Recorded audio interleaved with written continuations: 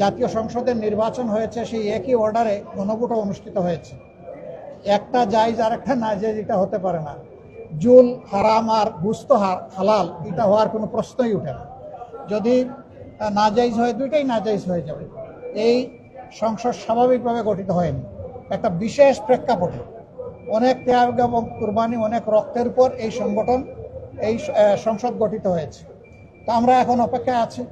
31 তারিখ আলোচনা হবে, আলোচনায় আমরা অংশগ্রহণ করব।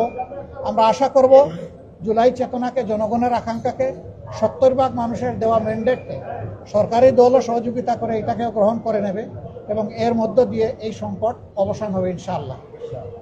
বিরোধী দলের নেতা এর আগে স্পিকার আপনাদেরকে বলেছিলেন নোটিশ দেওয়ার জন্য, আজকে আপনারা নোটিশ দিলেন, কিন্তু আমরা দেখছিলাম স্বরাষ্ট্রমন্ত্রী সহ সরকার দলের কিছু এমপি আপনাদেরকে বাধা দিচ্ছিল বিষয়টা নিয়ে। এটা হওয়ার কারণ কি? কারণ আপনারা তো নোটিশ দিলেন। আসলে সমস্যা হয়েছে কি, এই সমস্ত বিষয়ে ব্যাখ্যা দিবেন আইনমন্ত্রী, না হয় দিবেন প্রধানমন্ত্রী। আমরা তো এই বিষয়টা প্রধানমন্ত্রীর কাছেই চাই। তো স্বরাষ্ট্রমন্ত্রী সাহেব প্রথম দিন থেকেই সব বিষয়ে তিনি নিজে একটা বক্তব্য রাখেন। এমনকি দুঃখজনক হলেও সত্য যে স্পিকারের রুলিং দেওয়ার পরেও তিনি কথা বলতে চান। এটা আসলে অনাকাঙ্ক্ষিত। আমরা তার মতো একজন জ্যেষ্ঠ অভিজ্ঞ পার্লামেন্টারিয়ানের কাছে এটা আমরা আশা করি।